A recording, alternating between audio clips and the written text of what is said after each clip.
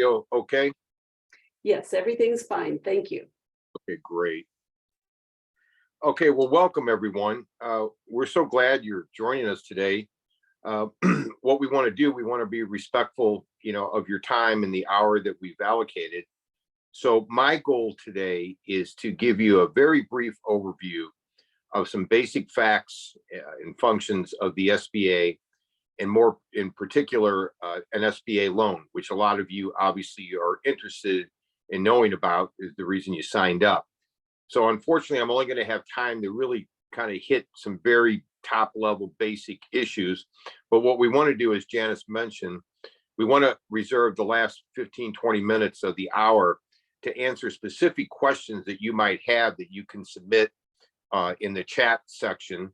And then I'll try to answer as many of them as I can, because what we have found in the past is that the question that you individually have is probably very similar to a question that someone else has. Okay, so by asking your question about your particular need or desire for an SBA loan, it's going to answer somebody else's question. So the bottom line is there's no such thing as a bad question. Okay, so I do want to reserve time for that at the end. Okay, a couple big picture things. First of all, for those of you that are obviously considering getting an SBA loan, either to start a business or to expand a current business, or maybe buy a business, which we'll talk about that too. The SBA really has a great website, and it's sba.gov, sba.gov. I would highly encourage all of you, whether it's on the weekend, if you're not working, or whenever you've got a couple hours, to go to their website if you're seriously considering an SBA loan, and just, kind of search through the website. They've got a tremendous amount of links and resources on that website that'll give you a whole lot of detail about how an SBA loan works, how banks underwrite an SBA loan, the different types of SBA loans, and we're going to touch on two of the ones that are the majority used type of SBA loans. We're going to hit briefly on those today.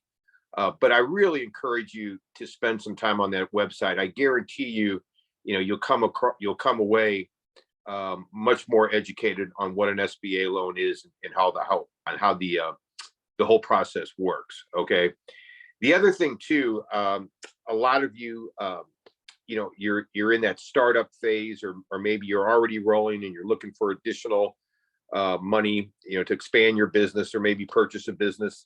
What VBOC does, and I looked at the registration, a couple of the registrants look familiar. I think you're already clients with VBOC, but just so you know, VBOC is one of the SBA's what we call resource partners, and we're primarily funded by the SBA, and our whole job really is to help veterans and military spouses like yourselves, both with helping you with your business plan, putting that together, helping you with financial projections, which all banks to some extent, need, depending on the level of detail and the amount of the loan. That's something they're going to want you to put together. We can help you with that. And then what we also help with is myself, my specialty, as Janice mentioned, is to help you find an SBA lender, hopefully that will want to loan you money. Okay, to put it real simple. And for 30 plus years, I was in commercial banking and SBA lending at various banks across the country. I retired a few years ago, but I've had the privilege of working now with the Florida VBOC office for the last year and a half. And we've got some, really neat success stories on veterans and military spouses that we've helped get an SBA loan for them to either start and or buy a business, or in a couple instances, expand their existing businesses, because all those are valid, uses, valid reasons to get an SBA loan. Okay. So in order for us to help you, in order for Janice and I and our other staff to help you, if you're not registered, you need to register with us. There's no cost. All of our services are complimentary. And you would go to vboc.org, vboc.org, vboc.org. Probably take you about 30 minutes to fill out the online forms, register, tell us a little bit about what it is, the business that you have or that you're planning to start or planning to buy. And then we'll have you fill out a few forms, ask you some questions.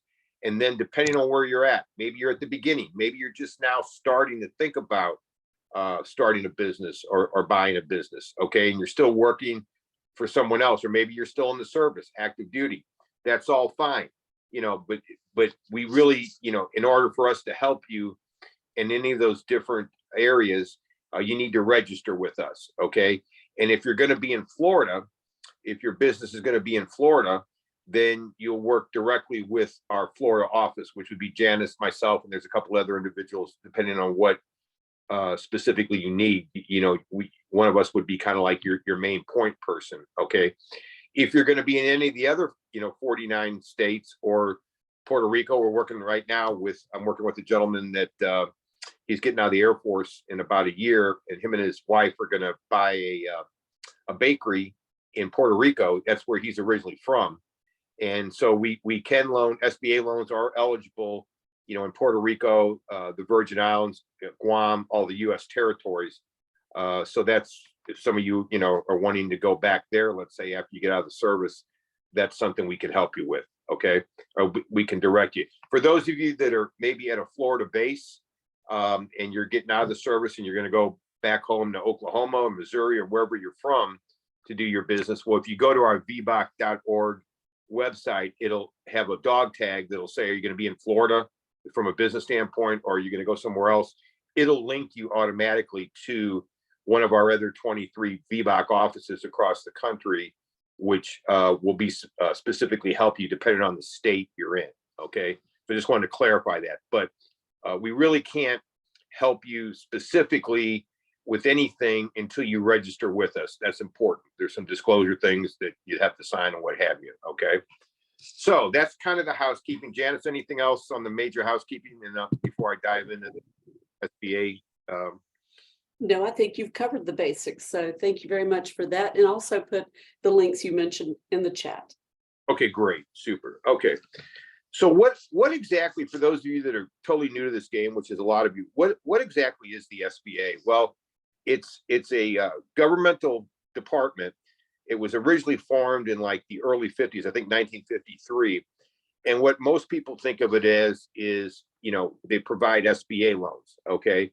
Well, they not directly, but I'm going to explain that. Okay. So that's one of their primary functions. They also have what they call resource partners, of which VBOC is one of them, that, does basically hands-on help with you with the different aspects of putting together a business plan or buying a business or getting a loan. All right. There's the SBDC, there's the Women's Outreach Center, and all those things will be on that SBA.gov website. There'll be links if you want to study more of that. And I guess the last big picture thing I'll say is, ladies and gentlemen, there is a lot of free help, really good free help that's out there for you, that you don't have to pay a private company, that whether it's with your helping you with a business plan, helping you get a loan or whatever. I highly encourage you to exhaust all free resources like VBOC before you would spend any money to a consultant. I've gotten, unfortunately, we've had some veteran clients that literally got ripped off, having to pay big money, paying companies to help them with a business plan, and the business plans look like something a seventh grader would write. Okay. So before you go down that route, I just want to caution you. I don't want to see you waste any of your good money on that kind of stuff when there's organizations like VBOC that will help you from a complementary standpoint. Okay. So for purpose of today, we're going to focus on SBA loans, big picture. Okay. What exactly is an SBA loan, business loan, and how is that different from, let's say, what the industry calls a conventional bank loan? Okay. Well, first of all, with the exception of there was COVID emergency money, and then you probably heard in the news a lot about those PPP loans. Okay. The way the SBA works is they typically don't directly lend you money. Okay. What happens is a bank that's approved to do SBA loans, or there's a lot of what they call non-bank SBA lenders that are authorized by the SBA to issue SBA loans. A bank loans you the money. So if you borrow money for an SBA loan, you're going to sign bank papers, or if it's a non-bank organization, a private lender, they're the lender. What happens is the SBA will guarantee that loan to the bank. So in the event that you were to default on your loan, the business goes under, you stop working at it or whatever, you stop making your payments. What happens then is the bank would try to take back whatever collateral that you put up for the loan, whether it's a lien on your equipment, maybe it's a lien on your home. If for some of you that are going to buy a building for your business, it'd be like a first deed of trust or first mortgage, depending on what state you're in. Whatever the collateral is for your loan, the bank would then try to collect on that collateral. Then let's say after they collect the collateral, this is worst case scenario, obviously, and sell it all off. If there's still amount that you owe on the loan balance, then what they typically do is they reach back out to the SBA and says, okay, after everything's been liquidated, this borrower still owes us $100,000. Well, in that case, the SBA typically will guarantee what's basically 75% of the loan. So the bank that you got the SBA loan from, in a simple world, I'm just giving you real simple examples here, would get a check from the SBA for $75,000. That other $25,000, then they would have to write off. But that's not the end of the story. They still can legally come after you and get a judgment on you. Okay. But the reason I want to bring that up is there's a lot of confusion. A lot of people will call us and say, who do I call at the SBA to get a loan? Well, you don't really do it that way. You call a bank or an SBA non-bank lender that issues SBA loans and gets an SBA guarantee. That's where we could help you with. Like if you're working with the Florida VBOC office, that will be my specific job to help you find a lender that would do an SBA loan for whatever it is you need. Okay. It's kind of like the VA. The VA doesn't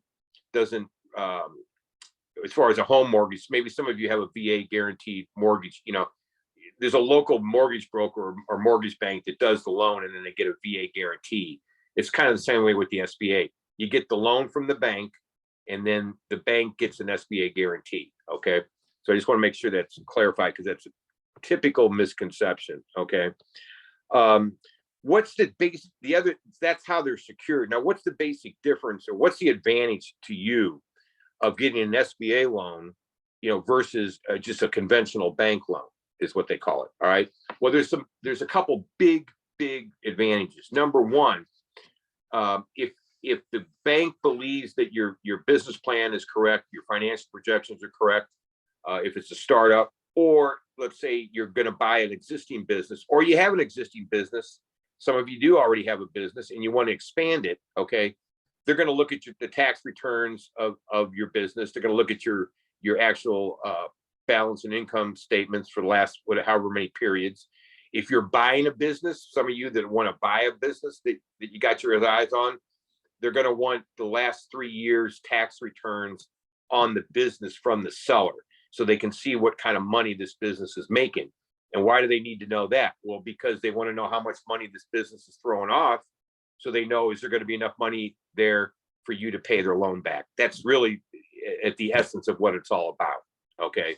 So you're going to need to provide what they call historical financial records on the company.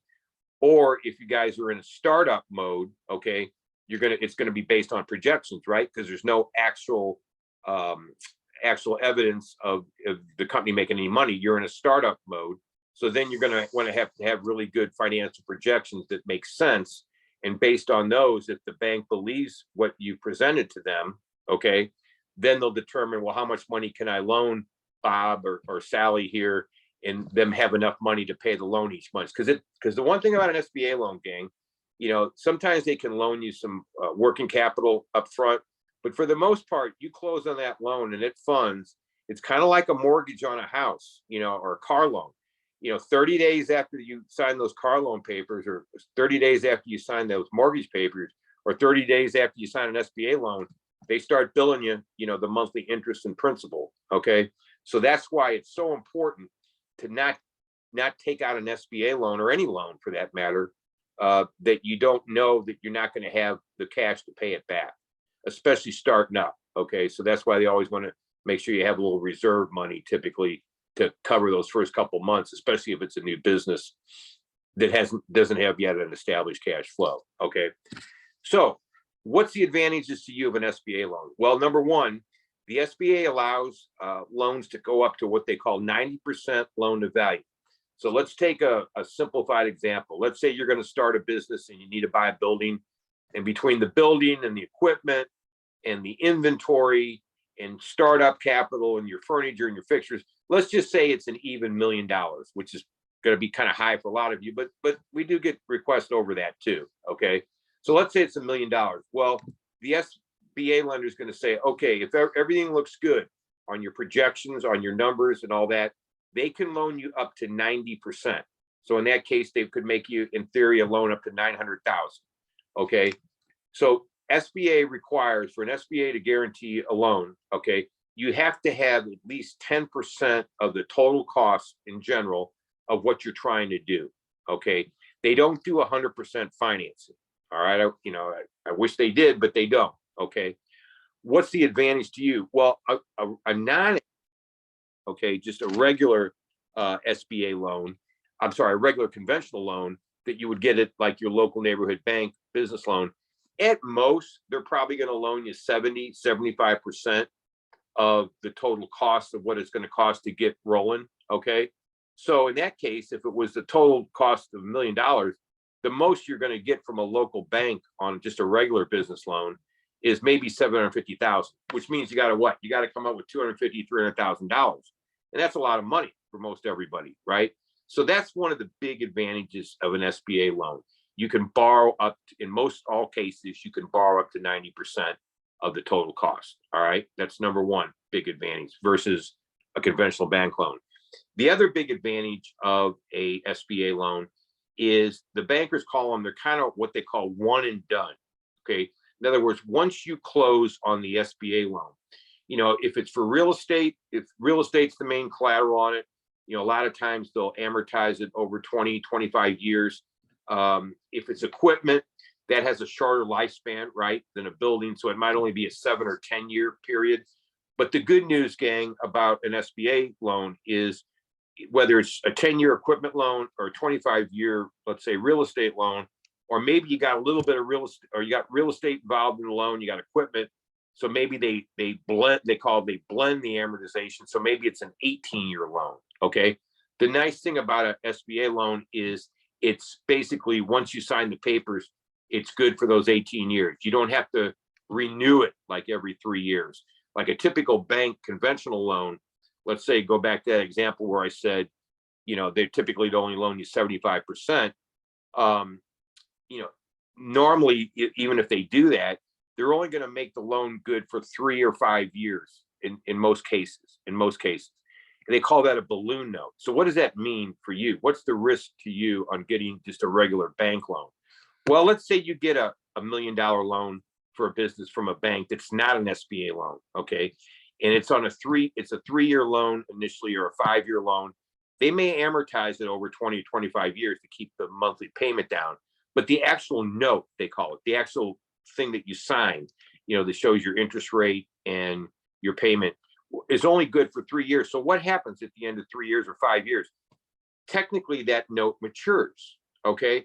And where we get a lot of small business people getting problems that do that is the note matures. Okay. On a conventional bank loan, they've been paying like a shot. They haven't missed one payment. They've never been a day late on their payment. But the bank legally, at the end of that 3 years or 5 years, they have the right to call that loan in, basically saying, hey, Joe, hey, Sally, we're not going to renew the loan. We want you to pay the loan off or move it. So then what do you got to do? You got to start scrambling, running around to different banks to try to find a lender that'll pay that bank off. Now, a lot of them will renew it for like another 3 years or 5 years. But I've been in this business long enough where I've seen banks, they change their philosophy on what kind of industries they want to loan to. And somebody will call me and say, I don't understand it. ABC Bank, they refuse to renew my loan. I paid like a shot. They have the legal right to do that. On an SBA loan, once you sign those documents, it's good till the end of the loan where it's paid off. The only reason something would happen, or they'd call it or something like that, is if you defaulted on the loan. In other words, you stopped making your payments on time. Okay. So That's a risk that, you know, a lot of big companies take that are too big for, you know, SBA eligibility. You know, that's unfortunately the world they got to live in. But if it's a small business, you know, that's a risk that you eliminate with an SBA loan. Okay. Couple things that come up a lot with some of the veterans we work with. You know, if your credit, let's talk about credit scores for a second. most SBA lenders that we work with and that I'm aware of, you know, they're going to be looking for a credit score of at least 675 or above. Okay. I've got a couple lenders, sometimes they'll make an exception. They'll go down to 650. Now, for some of you, that's not an issue. For some of you, it might be. And some of you might have good reasons, you know, justifiable reasons why your credit score is not, you know, is not at that rate or higher. Unfortunately, a lot of them just won't even start the process. Okay. You know, and Janice and I, in the last 6 months, we've had several veterans we've worked with that had wonderful business plans, really great concepts for businesses. One actually had an existing business that wanted to borrow more money.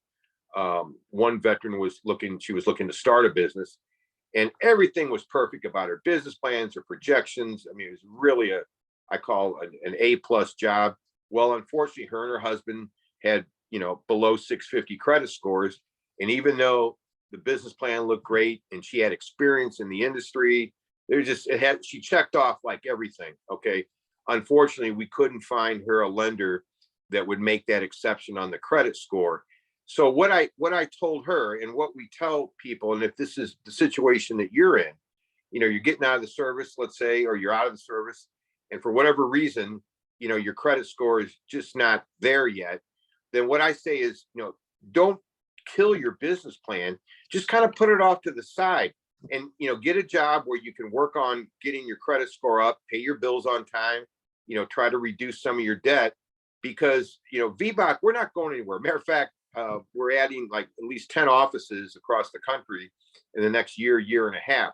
You know, we'll be here for you. It's just get that credit score, try to get it at least a 675 before you really want to launch into it, because it's going to make it a whole lot easier, whether it's me helping you or really any bank or any SBA lender you go to. It's going to be a lot easier for them to help say yes, right? That's what we always want to get to.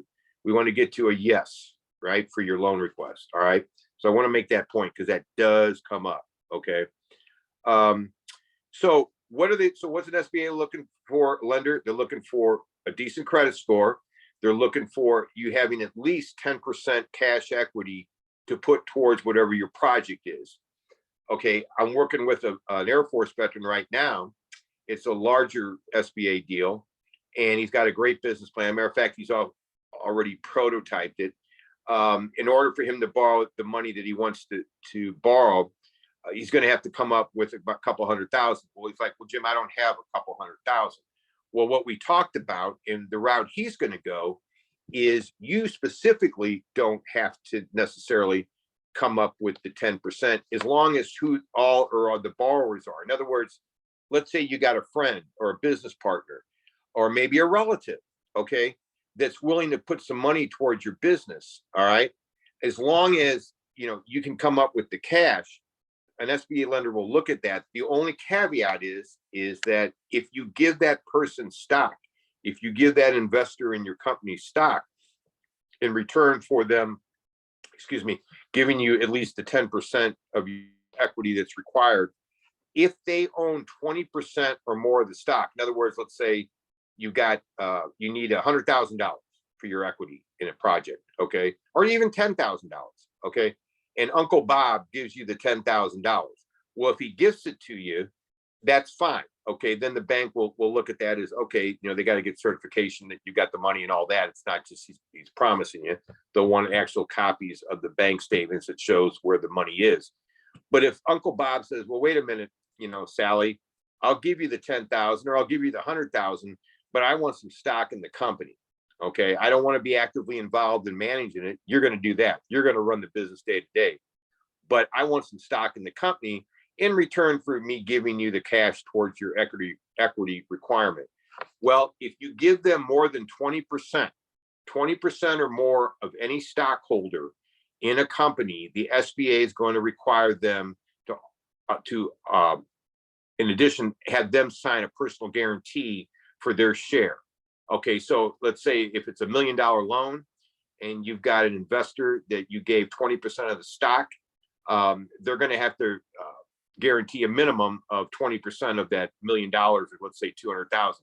Some banks, depending on the bank, that they'll even require more because the SBA gives some banks flexibility on what they can require. But at a minimum, there's no bank SBA rule says that anybody that owns 20% or more of your company, they have to be actual signers on the guarantee.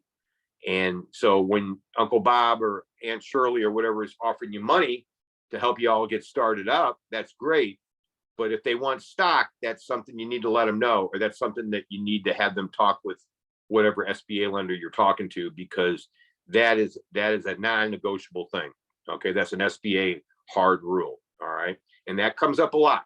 Okay, what are some basic forms you're going to have to fill out? Well, before I can help you, or pretty much every SBA lender, there's a couple forms that they'll require you to fill out. If Janice, if you can put up those two forms, we're going to take a look at them here. Okay, one of them is called a personal financial statement, and a lot of you probably at some point in your life, you filled one of these out. Maybe if you got a mortgage on a house. Can you scroll up on that, Janice, on the PFS? We can get to the like where it shows the yeah, there we go. That's the section. For all of you that have ever got a mortgage loan, or even maybe a car loan, you probably filled something like this out. And basically, on the left-hand side, it lists all your assets. On the right-hand side, it lists your liabilities, what you owe. And basically, why do the banks want that? Well, they want to see evidence that you've at least got that 10% cash equity, right? For whatever it is, the total cost of your project or businesses that you're trying to get the loan for. And they're also going to want to see how many liabilities you have. You may have a great project. You may have a great business that you want to buy. But if you've got so much other debt, debt payments for multiple car loans, multiple boat loans, mortgage on your house, another mortgage on a beach house, whatever, they're going to want to total up all your mortgage payments to see how that's affecting your cash flow. And if they think you've got too much debt, and what the bankers say, they call it too much leverage, then they're definitely going to say, wait a minute, we're not going to be comfortable loaning you money for your business, even though the business might make sense. So that helps them with that. And then the other form, was it the 413? The personal history. Unfortunately, if you got a criminal background, if at some point in your life, you were charged with a felony or something that is on your record still, that could create a lot of problems. And this form kind of has you disclose that. Now, I had a veteran a couple years ago that he was 35. He had done his whole 20 plus years in the service. And when he was 16, before he went into service, he was out with some friends in a car, and they got pulled over, and there was marijuana in the car. And the state he was in, they charged him with a misdemeanor possession and what have you. So that went on his record. Okay. Well, that was a long time ago. And he made a statement to his SBA lender, a written statement about the circumstances and all that. And they were able to get around it. Okay. So all I'm saying is, it's not necessarily a deal killer if something happened bad to you in the past, but you want to disclose it. You don't want to not disclose it, because guess what, gang? These SBA lenders, they'll run a credit check on you. They'll run a background check. And if it's something that happened, in the past, and they think you're trying to slip it by them, that's not a good thing. It's always better to be upfront. Let them know what happened in the past, and then go from there. Okay, I just want to make that emphasis on that.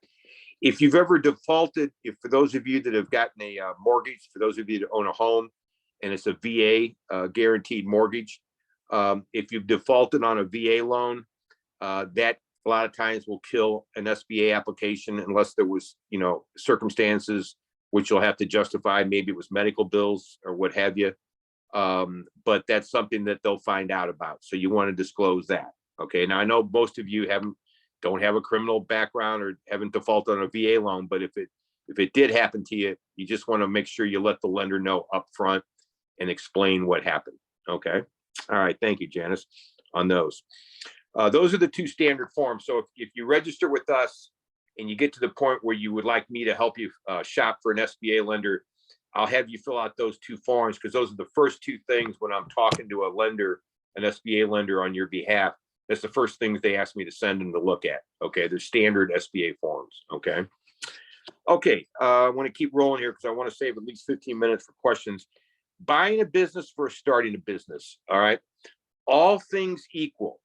All things are not always equal, but when they are, it's easier to get an SBA loan if you're buying an existing business in general than if you're starting a business from scratch. And the simple answer for that, gang, is because why is that? Because if it's an existing business, there are tax records on the business, there are financial statements on the business that shows what the cash flow is of the business. So the banker knows, okay, if retired Master Sergeant Bill is buying this business from the seller and it's been in business for 10 years, and Master Sergeant Bill, knows the industry and they feel confident that he's going to be able to run the business once the sellers turn over the keys, well, then they're going to put a lot of emphasis, or they're going to put a lot of weight on the fact that it's already got established numbers in order to justify the loan. If Master Sergeant Bill is wanting to start a business from scratch and he needs a $3 million SBA loan, well, that's fine. But the bottom line is the bank's going to really want to understand that those financial projections make sense. And they're going to really be looking for Master Sergeant Bill, to have a very, very extensive business plan that makes a lot of sense. Okay. So I think that's just kind of common sense. So, and I encourage you all, a lot of you are kind of like what we find from the Boots to Business classes. A lot of the service people getting out of the service, they want to start a business that, y'all want to be a business owner, but you're not necessarily locked in 100% on what business you want to start necessarily. We encourage you take a look at a franchise because they do a lot of the work up front for you. We've got several lending sources that work with veterans that want to buy a franchise, and basically, you execute it. That's something we can talk about. Okay. And I'll let Janice at the very end talk about B2B. For those of you that haven't taken Boots to Business, I highly encourage you. It's a great 2-day free class, that both online and there's some that are in person at different bases throughout the country. It's a great overview, which a big section we talk about financing. I go in much more depth than what I have time today. Okay.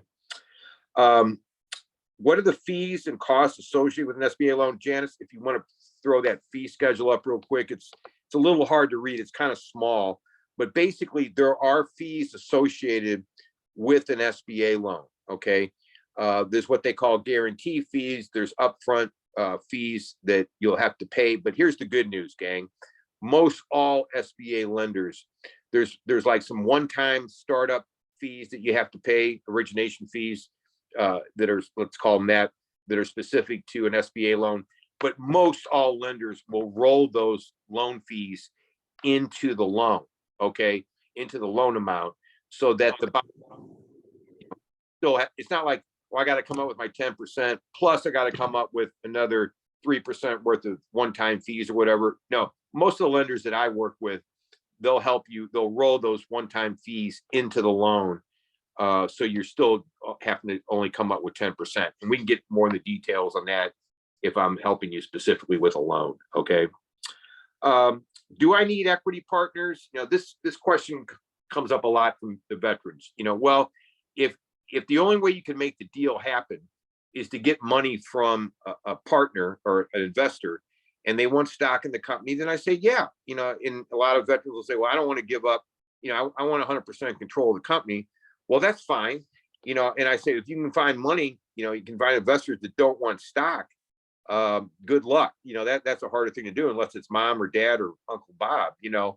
But if it's just a third party individual, they're probably going to want stock. So my contention, this is my personal opinion, if you got a great business plan or there's a great business you want to buy, and in order to get your 10% down payment on it, okay, in order to get your 10% down payment, you got to get some investors. Well, why not? if that's the only thing keeping you from starting the business, because if the business grows, it grows in value. At some point in the future, you can get another loan, and buy out your partners.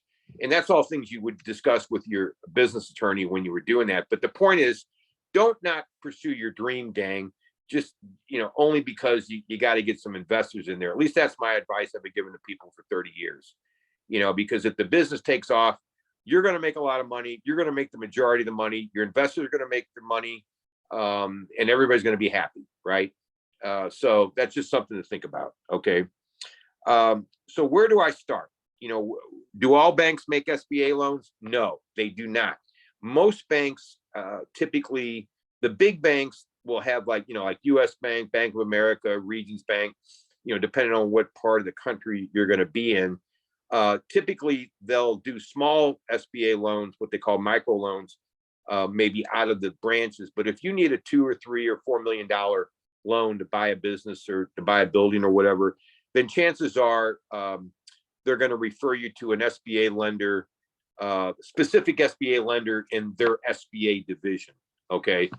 There's a lot of smaller banks, what we call regional banks, city banks or whatever, that maybe have 3-4 branch locations or bigger.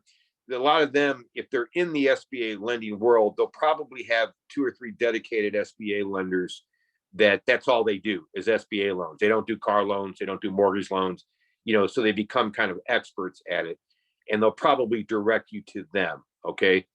The advantage you have of working with like our group is if you get to the point where you want help, after 35 years in the banking business, I've got former colleagues that work at SBA lenders, literally, gang, all across the country. I've worked in like 7 different states in my career, every East Coast, West Coast, Alabama, California, so I've got a lot of network that at no cost to you, I can shop your loan, because not all SBA lenders look at loans the same way.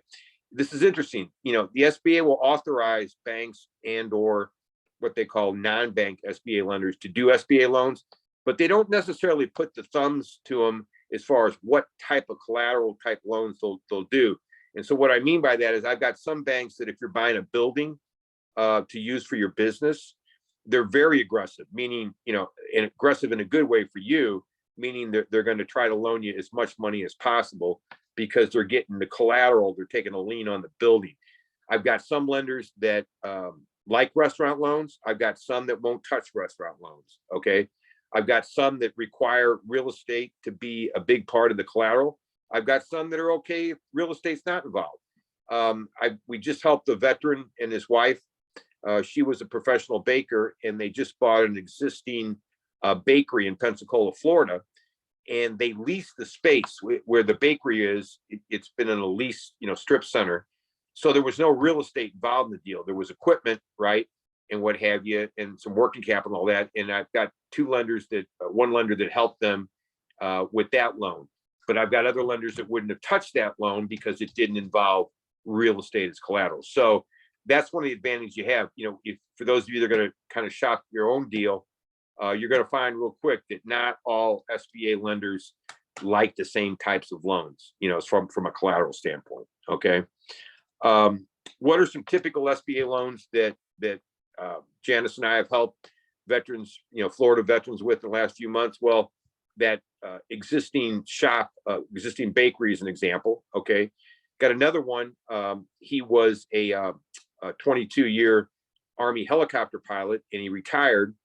And him and his wife, he always loved cigars. Okay. So in addition to his military pension and partial disability payments, and his wife's got a pretty good job, he just always loved cigars. So what he ended up doing is he bought it was a closed down restaurant building, and he converted it to a kind of an upscale cigar bar and retail cigar store. And we were able to get him a loan for that. He closed several months ago. That was a fun loan to work on. Another one was kind of very unique. It was a retired Navy Seabee, and he always was fascinated by bees. Okay, so what's that got to do with being a Navy Seabee? I guess maybe the bee and the Seabee. I don't know. But the bottom line is he became a what do you call a licensed beekeeper down in Florida. And what he found in Southern Florida in particular, a lot of residential homes have problems with beehives, right? Bees build hives in like the eaves of the houses. So we started a bee elimination service, but instead of killing the bees, because, you know, you've all probably heard, you know, bees are really important to our environment. He had this special machine built that's like, basically think of it like a vacuum cleaner, okay, that sucks the bees, you know, when he puts it up to the beehive, sucks the bees, but real gently, doesn't kill the bees. And then he sucked the bees out, remove the hive, take it back to his farm where he has a honey farm. Okay. So he's recycling the bees, not recycling, but basically then he'll sell the bees that he captured from somebody's house to another beekeeper. He makes honey. And then he also has, I don't want to call it extermination because he's not killing anything, you know, and he needed several $100,000 for equipment and some startup capital and all that. I was able to find a lender for him to do that. So I thought that was very unique. In my 35 years of banking, that was the first beekeeper loan that I ever did. We've got another gentleman that is looking at starting a underwater kind of like school where you would go and basically pay for like a week for you and or your significant other to do like ecological dives and all that. And we're working with him. So my point is telling you all that is whatever your business plan is, whatever your idea is, it doesn't have to be, you know, okay, I'm going to buy the local burger joint. Okay, obviously we'll be glad to help you with that. But if you've got some unique idea or unique plan, you know, Janice, in addition to being the chief financial officer for our Florida office, she's also, one of her specialties working with you is to help you put together a really great business plan. Okay. And then we've got one gentleman in our office that if you've already got a product or service up and running, he's really good at helping you sell to government type agencies. So, and then I'm kind of like what I call the end of the assembly line. You know, once you get all those things kind of lined up and you need financing, then I'll be glad to help you. Okay. That's my specific role. All right. What else do we want to talk about here before I kind of open up the question? Janice, I guess at this point, I want to give them at least 15 minutes to ask specific and maybe monitor the chat box here. I can't see the chat box. That's okay. I've been looking at the chat box and we don't have any real questions there. I think everybody has been paying attention and listening to what you have to say. We did have a comment that SCORE is another one of the SBA's resource partners. So I put that in there. But I think, you know, you've given us a lot of good information and it's a starting point for people who are looking for that funding that they need for their business. So we invite you all to take your phones off mute or your computers off mute and ask whatever questions you've got, because we've got the time for you. You know, if you have something detailed, go ahead and start it now, though, and we can certainly follow up if you're a client. Yeah, if you want to go ahead and click on your our video too, I'll be glad to answer some questions here. You know, we've got about 15 minutes. I got a question. Yes, sir. So you said there was 3 requirements for the loan. You said the 10%. 675 credit score. I didn't get the third one. Okay. I think, okay. Yeah, you're going to need at least 10% of the total cost. Okay. The 675, you know, that's typically what most lenders are looking for. Okay. Can we make are there some lenders that might make an exception? Yeah. If they think your business plan is just awesome or the business you're buying is awesome and it's got established cash flow, they might come down a little bit from the 675, but just in general, I've had a hard time, to be honest with you. Yeah, it doesn't matter if you're a veteran or a non-veteran. I've just, in my career, had a hard time finding, you know, so that's the one thing. The other thing is 10%. And the third thing would be, trying to emphasize, if you don't have yourself, you got to get partners. That's okay. It just said in the 20% stock that you have to be, they have to be willing to also sign. That was the kind of the third point. Okay. But that's a good question. Oh, hello, Jim. My name's Frank Taylor. I'm the person that sent the message on SCORE. I'm a SCORE mentor. Oh, great. here in- Why don't you tell us a little bit about SCORE? Because that, real briefly, what all you all do, that'd be great. Because you guys are wonderful. So, SCORE is an affiliate of the Small Business Administration. And it's all volunteers. And what we do is work with people very much in the way that Jim does in helping them develop business plans so they can present to lenders for financing. one of the things, Frank, I'll say that I give my hats off to you and SCORE. As a matter of fact, in our Boots to Business classes, what we always tell all the veterans is when you're doing your financial projections, your pro forma balance sheets and income statement, there's no better templates than the ones you all have at your SCORE website. And we always encourage them to use SCORE templates because, as you know, right, the bankers are kind of used to that format when they're doing their financial projections. And so I'm a big fan of your SCORE Excel spreadsheets. Yeah, my question is, right now I'm working with a client who I've worked with now for about 6 months, maybe a little longer, in developing a business plan for a new business. And I think she has after a number of refinements, has a pretty solid business plan. But trying to find a lender that will, lend towards startup has been a challenge.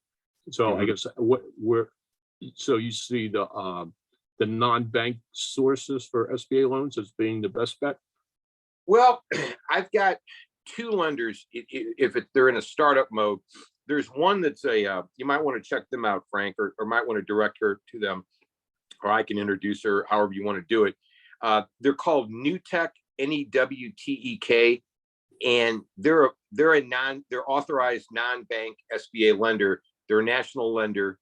In addition to making SBA loans, they do a lot of other things too. They do like merchant card processing and insurance. There's a lot of different products that they have. But I have personally found them fairly open to a startup if, all the other, what do you want to call it, checks, boxes check off. Okay. In other words, they got 10%, they got a decent credit score, the business plan makes sense. Maybe they got other income. I've got a couple of veterans that we just, NewTek just helped out that were both in startup modes. They felt comfortable because both of them, had their veteran retirement income, and then both of them were like rated at least 50% disability, even though they're ambulatory and can, how that works. But so they had, and then the spouse worked.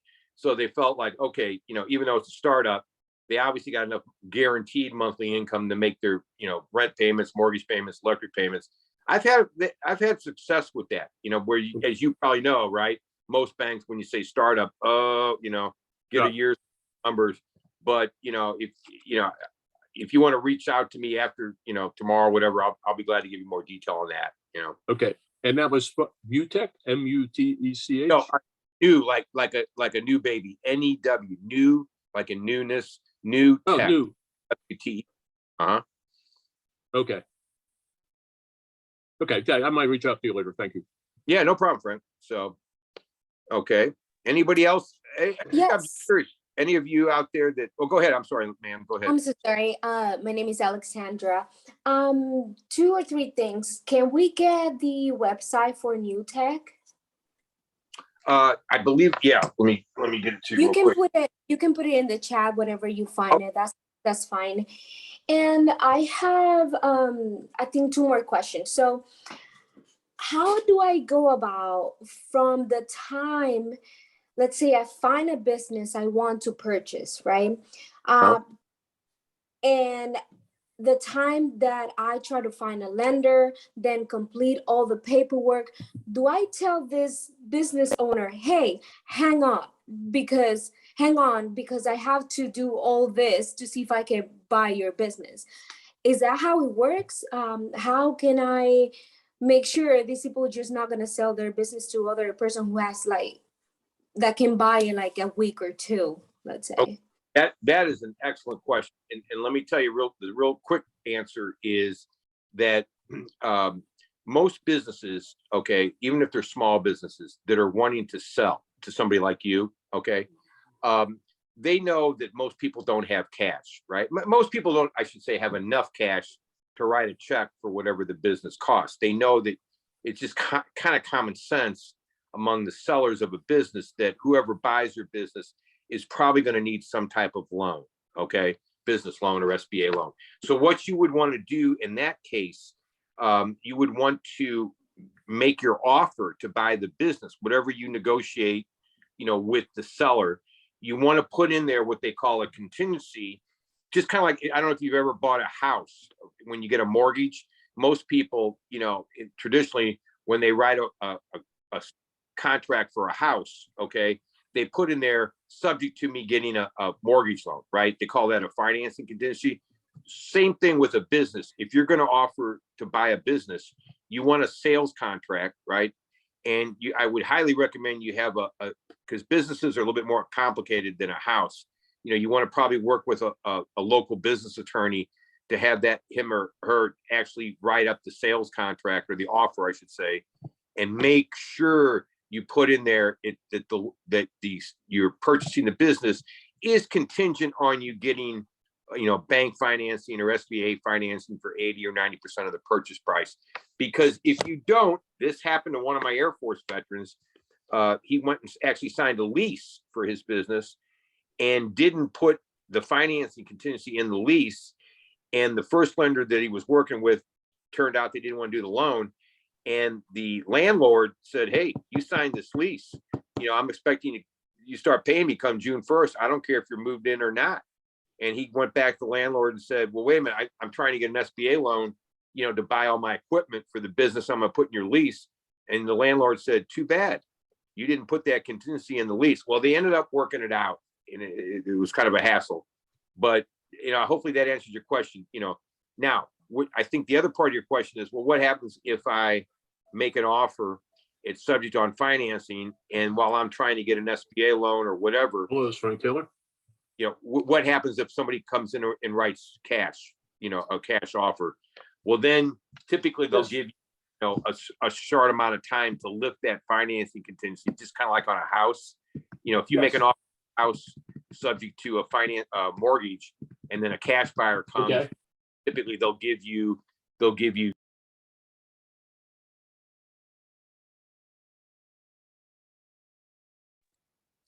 We cannot hear you. I think someone has a hot mic. How about now? Can you hear me now? Yes, sir. Okay. What I'm saying is you want to make sure when you make that offer on the business that you put in the offer or sales contract subject to you getting an SBA loan or any kind of bank loan, because that way, they need to understand that you can't just write a check, and not many people can. So you shouldn't feel bad about that. Every business acquisition that I involve with, most all of them require the buyer to get some kind of financing. Okay. So you're not all alone. Now, is there somebody that has enough money to buy that business for cash? Maybe, but that's not typical. So I don't think you should let that deter you. Okay. The fact that you need to get a loan to buy a business. And that's something we can help you with if you register with VBOC. So Awesome. Thank you so much. I greatly appreciate it. I Oh, will yeah. definitely That's fine. No, that's great. And that's something I want to emphasize here, Janice, in our last 5 minutes for all of you. There's so many things that come up, when you're starting or buying a business. It's not like, call Janice, call Jim, they'll give you a 5-minute answer and you're good to go. It's a process, gang. It's a process. And that's why whether you use us or like somebody like Frank at SCORE, whatever, you need to get counselors that are willing to help you through the process, because it is a process. Okay. And you might have to get what we call a bail team. Okay. Not bail like getting out of jail, but it stands for a banker, accountant, insurance agent, and a lawyer.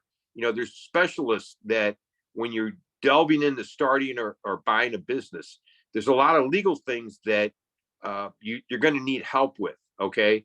And because you want to do it right. You don't want to start a business, or you don't want to buy a business and then go, oops, I forgot about that. Uh-oh, I made this mistake. You want to get professional help. Now, we're just an advisor. We're not what they call a fiduciary. We don't actually represent you. but we can, we can actually, give you advice. But, at the end of the day, when it comes to legal representation, we're going to refer you, you actually get a lawyer or maybe get an accountant to help you prepare statements and what have you. So anyway, but that's all things we can discuss, once you become a VBOC client. So Janice, the last couple of minutes, is there anything else you want to say to everybody?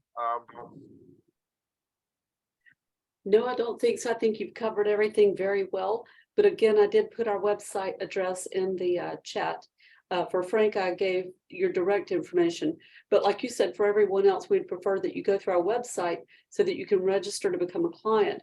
We can track that way. We don't sell or share your information outside the SBA. We may refer you to a resource partner such as SCORE Women's Business Center, SBDC, so that you can get some direct help maybe locally. But we definitely can help direct you, answer a lot of your questions, help you prepare that business plan, and whatever it is that you might need to do or know to get prepared for that loan. And so, yeah, we're all here to help, and we've got a lot of different resources with different expertise. So we look forward to helping you, and we also wish you a very happy week because it is National Veterans Small Business Week. So if we didn't answer some questions you have about another topic, there's a good chance that one of the other resource partners has some sort of webinar or workshop or something going on this week. And Jim mentioned at the very beginning, if you go to sba.gov, you can find a lot of things there. You can also look for the SBA's North Florida and South Florida district offices. Each one of them will list what events they've got going on in recognition of this week, but there's a lot of different events that happen all throughout the year. So one thing that we always like to tell our clients to look for is when you go to our website, vboc.org, is to get a basic training. We've got subjects grouped there. One of them is webinars, so we collect from different valid sources that are respectful, that we know will not charge you anything. And they're listed there chronologically. But we also have a page called financial. Sometimes people think that they can get a grant to start a business, and that's just not the case. However, sometimes there are some grants to help existing businesses. And if we know of any of those that are legitimate, we'll list them there. We also have sections for legal and a lot of other different subjects that you're going to want to know about as a small business owner. Excuse me. So, yes. What was the website called again? BBS.org. It's our initials for our name. It's Veterans Business Outreach Center. So it's V as in Victor, B as in Bravo, O as in Oscar, C as in Charlie, VBOC.org. It was also in the chat, so you should be able to go there and just click the link. Okay, I'm sorry. I tapped in kind of late, so that's okay. I'm just trying to catch up and catch all the little bit I got left.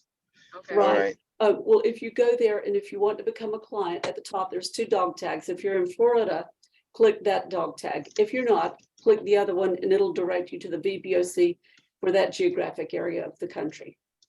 Yeah, we in Florida, so we'll hit Florida. Okay. Great. We're very happy that you spent some of your time today with us, and we hope that we can help you in the future. Are there any further questions? And if not, we're going to have this as a recording, and you'll be able to find out again how to get in touch with us if you want to hear this again. So yes, I'll be able to go get back on and recap over the whole video. The whole thing. Okay, that's great, because I missed the first 30 minutes. So I was okay. But all that's right. Okay. We know that a lot of people do. You have good intentions, and then life happens, and sometimes we're not able to catch the whole thing. So we have recorded it, and we'll be sharing that on our website too, under the videos page. Okay. All right. Thank you. We're here to help you all, and that's what our job is, to help you along the whole path to starting or buying a business. Okay, just think of it. Think of it that simple, and don't be shy about signing up. And Janice, we've had quite a few, right, that we've been working with for more than a year. Some years. Oh yes, we've got some long-term clients that they're years. We may be able to help you just to get started initially. You're cruising along, doing very well, and then as you grow, you may have some questions or need some sort of assistance or guidance.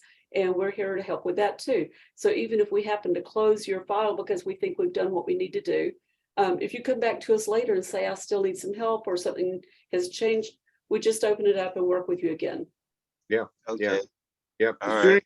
Actually, I think the sooner they register with us, the better in their journey, really. Because, that way you're not doing things last minute or whatever. It gives you plenty of time. So, and like I said, there's no charge for, if you're a veteran or military spouse, there's no charge for VBOC. We're here to help you, as part The of. charges, you pay taxes, and you've also served in the military, or somebody in your family has. So that's how you've paid, and how we get paid is through the tax dollars. We're here to help. Okay. So, well, gang, thank you so much. Everybody have a great week, and I look forward to actually working specifically with most of you if the time comes, and you need us. And Janice is a great business planner, advisor, and she just does a wonderful job with that. So we're here to help. All right. Well, I'll say goodbye to everybody. Thanks, Janice, for putting it together. So, Thank you, Jim, and thank you, everyone. okay, y'all take care.